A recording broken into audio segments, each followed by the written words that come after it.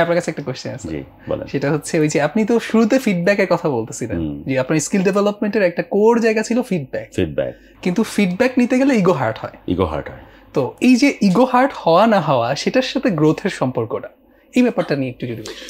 ওই যে একটা তো কথাই আছে, if you want to go far cut the ই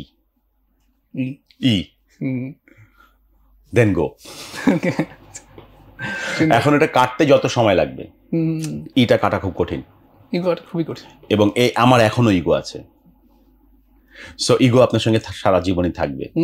আপনার মতের কোনো ভিন্ন হলেই আপনার ইগোতে ট্রিগার হবে। সো এই ইগোটা আসে কোত্থেকে? আপনার প্রশংসা থেকে।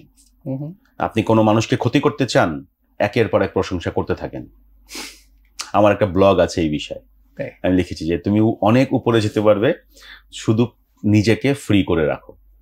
মানে আপনাকে বলে, আরে আপনি তো মাশাআল্লাহ, আপনি বিউটিফুল, আপনি ভেরি নাইস, আপনি তো ভেরি পাওয়ারফুল। আমি না আস্তে করে আস্তে আস্তে শক্ত হয়ে বসা শুরু করলাম, কিন্তু আপনার প্রশংসায় আস্তে আস্তে সঙ্গে বসা শুরু করলাম, চলতেছে প্রশংসা ওদিক দিয়ে, অ্যান্ড দেন আস্তে আস্তে পা উঠে গেলে কিন্তু পায়ের উপরে। এরপরে শুরু হলো আপনার আমিত্ব। এই আমিত্ব আপনাকে একদিন শেষ করে দিবে। সো আমাকে মানুষ প্রশংসা করে, আলহামদুলিল্লাহ।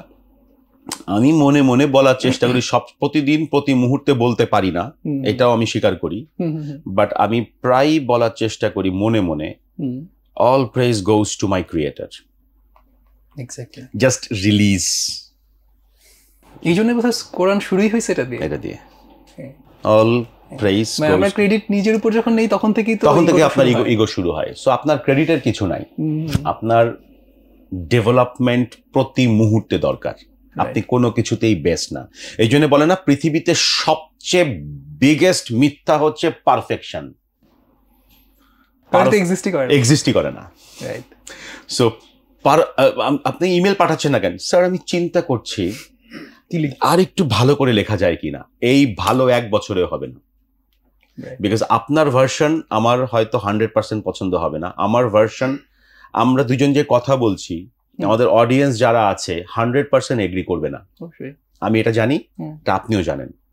সো আমি কেন ওয়েট করব যে আচ্ছা একটা পারফেক্ট সেন্টেন্স আসুক মাথায়, তারপরে বলি। দেখবেন আমরা দুজনই চুপ হয়ে বসে আছি।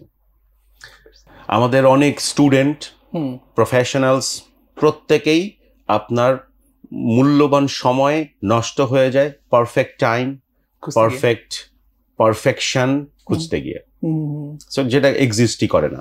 সো যতক্ষণ পর্যন্ত আপনার কাছে ইগো আছে, ততক্ষণ পর্যন্ত আপনার কাছে আপনার প্রোগ্রেস নাই, আপনি ফিডব্যাক নিতে পারবেন না।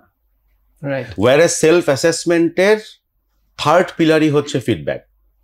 একটা হচ্ছে নিজেকে প্রশ্ন করা, আচ্ছা আমি কি প্রতিজ্ঞা করলে প্রতিজ্ঞা রাখতে পারি?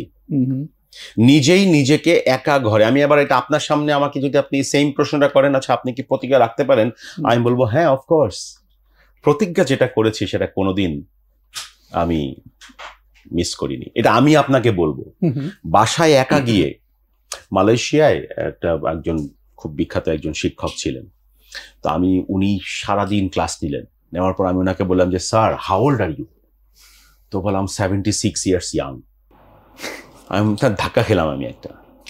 সবাই বলে 76 ইয়ার্স ওল্ড, উনি বলে ইয়াং। Sir Y young? বলে যে লোক দেখো, আমি চাই আমি যেন সবসময় ইয়াং থাকি, যেদিন আমার 86 হবে সেদিন আমি বলবো আমি 86 ইয়ার্স ইয়াং। তো উনি আপনার আমাদেরকে একটা কোয়েশ্চেন দিয়েছিলেন, 20টা প্রশ্নের একটা কোয়েশ্চেনার দিয়েছিলেন সেলফ অ্যাসেসমেন্টের জন্য আর কি। আমরা সবগুলি tick mark, yes yes yes সব আছে। সিমিলার আর একটা কোয়েশ্চেন আমাদেরকে দিয়েছেন, গিয়ে বলছে এটা তোমার যাও, রুমে যাও, রুমে গিয়ে একা, যখন তুমি একদম নির্জন, পিন ড্রপ সাইলেন্স, ওই সময়। তা আমার সময় আসছে এরকম রাত 12টার সময়। আমি রাত 12টার সময় কোয়েশ্চেনটা নিয়ে বসে আমি টিক মার্ক দিতে যাব, দেখলাম যে প্রত্যেকটা কোয়েশ্চেনে আমি ডিরেক্টলি ইয়েস বলতে পারছি না, বিকজ আমি আমার নিজের কাছে নিজে বলছি না, আমি তো এটা করি না। সো এটা হচ্ছে নাম্বার 1, সেলফ অ্যাসেসমেন্টের কোয়েশ্চেনিয়ার, সেলফ আস্কিং, নিজেকে কোয়েশ্চেন করা। 2 নম্বর হচ্ছে নিজের সোয়াট করা, অ্যাকচুয়ালি আমার স্ট্রেংথটা কি। এটা প্রত্যেকটা লেভেলে। ওই স্টুডেন্ট, আমি ম্যাথ ভালো বুঝি না, ওকে এটা আমার উইকনেস। ম্যাথ না বোঝার কারণে আমার থ্রেট কি আসতে পারে? আমি অনেক অ্যাডমিশন টেস্টে আমি ভালো করব না, এটার কনসিকুয়েন্সেস এটা। বা হ্যাঁ আমি খুব মনোযোগী, এটা আমার স্ট্রেংথ। পারি না ম্যাথ, কিন্তু আমার মনোযোগটা আমি রাখতে পারি। I can control my mindfulness. So আমি যদি এখন এই উইকনেসটাকে যদি আমি এলিমিনেট করতে চাই, তাহলে এই মনোযোগটা আমার একটা পাওয়ার, যে আমি মনোযোগী, আমাকে সঙ্গে সঙ্গে কেউ ডিস্ট্রাক্ট করতে পারে না। সো এইটাকে আমি এখন পারবো, এইটা হচ্ছে আমার সোয়াট। আর থার্ড পিলারই হচ্ছে ফিডব্যাক।